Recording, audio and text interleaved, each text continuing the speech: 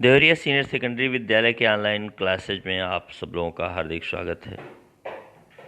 आइए हम लोग अपने इस अलंकार के अध्ययन को और आगे बढ़ाते हैं। हम लोग उपमा की बात कर रहे थे पिछले वीडियो में। उपमा अर्थात तुलना। एक वस्तु कोई आपके सामने दिखी और वो अच्छी लगी, जो पहले से बहुत अधिक प्रसिद्ध है, अच्छी लगने के लिए ऐसी किसी वस्तु से आपने उसकी तुलना कर दी। यह तुलना उसके आकार के आधार पर, गुण के आधार पर, स्वभाव के आधार पर की जाती है। किसी एक चीज को लेकर के तुलना की जाती है। तो इस तुलना को जब हम काव्य में देखते हैं तो वहाँ पे अलंकार का नाम अगर पूछा जाए तो उपमा अलंकार होता है। उपमा के अंग हैं। उपमा अलंकार के लिए किन किन तथ्यों की जानकारी होना जरूरी है तो आप जानिए। उपमेय, उपमान, वाचक शब्द, साधारण धर्म, 4 तथ्यों के आधार पर 4 स्टेप जानने के बाद आप उपमा अलंकार की जानकारी पूरी कर सकते हैं। उपमेय क्या है, उपमान क्या है, वाचक शब्द क्या है, साधारण धर्म क्या है। उपमेय वही है जो वस्तु प्रस्तुत है आपके सामने, जिसको देखने के बाद आपका ध्यान आकर्षित हुआ, आपका ध्यान उस वस्तु के प्रति लगा और आपने उस वस्तु को किसी से बराबरी कर दी। तो जो वस्तु दिखी, अच्छी लगी, वह वस्तु ही उपमेय है। आप जा रहे थे, कोई बच्चा दिखा, बच्चे की चंचलता पसंद आई तो बच्चा उपमेय है। किसी चंचल चीज से आपने उसकी तुलना कर दी तो जिससे तुलना किए वो उपमान हुआ। जैसे आपने किसी को देखा और बोल दिया चंद्रमुखी। वो जो नायिका दिखी, जो स्त्री दिखी, उसको जब आपने बोला चंद्रमुखी, चाँद तो यहाँ है नहीं, मुख वाली, चाँद के जैसे मुख वाली जो सामने बैठी दिखी, वही वो जो स्त्री है वो उपमेय कहलाएगी। आपने उसकी बराबरी चाँद से की। चाँद यहाँ प्रस्तुत नहीं है, दूर की चीज़ है, लेकिन सुंदर होने में प्रसिद्ध है, इसलिए चाँद उपमान हो जाएगा। और जिस शब्द से समानता पता चले, जैसे चाँद जैसी मुख वाली, तो जैसा शब्द जो है ये वाचक शब्द है।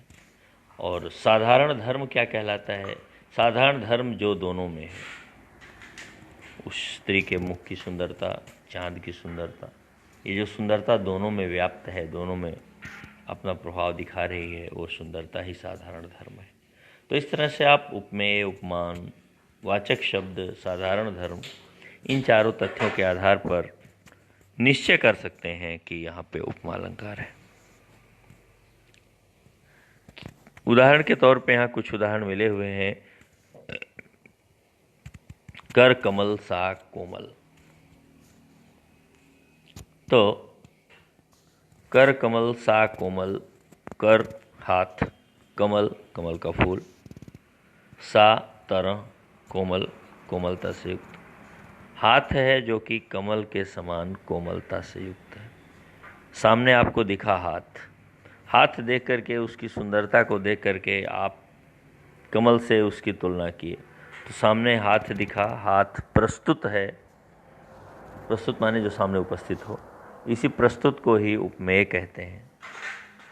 कमल कोमल होने के लिए पहले से, बहुत पहले से प्रसिद्ध है। तो पहले से प्रसिद्ध वस्तु जो सामने नहीं होती है लेकिन उससे बराबरी की जाती है, वह वस्तु उपमान कहलाती है। सा माने तरह, ये वाचक शब्द है।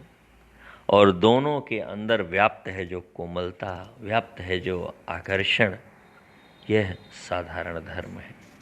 इस तरह से आपने जाना उपमेय, उपमान, वाचक शब्द, साधारण धर्म।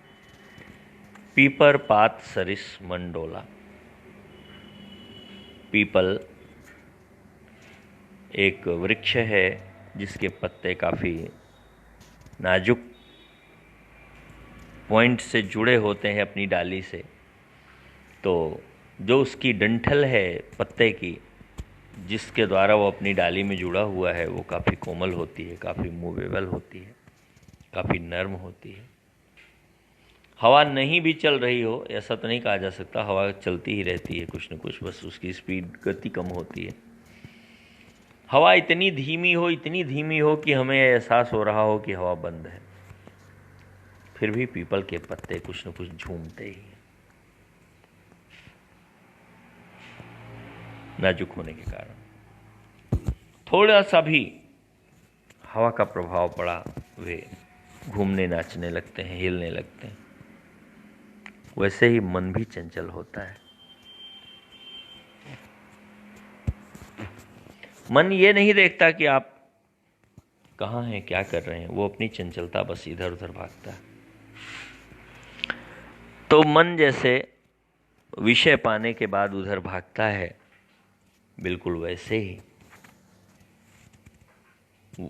ही भागता है जैसे पीपल का पत्ता, हवा हल्की सी लगी नहीं तब तक खड़खड़ाने लगा, नाचने लगा, झूमने लगा। मन ये नहीं ध्यान देता कि इससे हमारा लाभ है या नुकसान है, इसका कोई मतलब नहीं।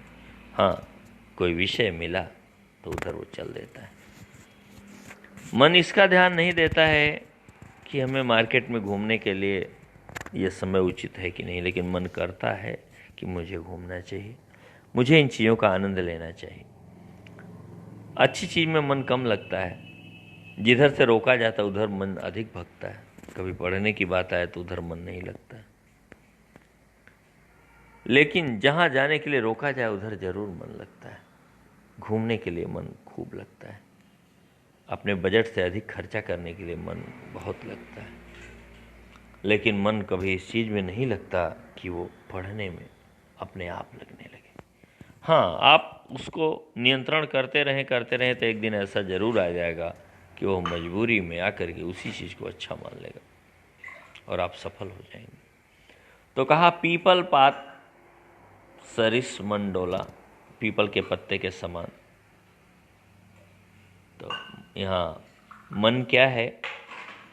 मन ही डोल रहा है, मन ही प्रस्तुत है, उपमेय है। पीपल का पत्ता यहाँ पे उपमान है, क्योंकि वो हमेशा डोलता है, हिलता डुलता रहता है, वो हिलने डुलने के लिए ही प्रसिद्ध है, सो वो उपमान है। सरिस माने तरह, समान, उसी के जैसे, वाचक शब्द है। घूम जाना, हिलने लगना, डोल जाना, किसी की तरफ भी भटकना, ये जो स्वभाव है मन और पीपल का, कि पीपल के पत्ते का, ये साधारण धर्म है। तो आपने चारों चीज़ों को कंफर्म किया, उपमेय, उपमान, साधारण धर्म और वाचक शब्द। इन चारों के आधार पर ही उपमा अलंकार की प्रस्तुति की जा सकती है। यही उपमा अलंकार आपको काव्य में प्रायः मिलता रहता है। तो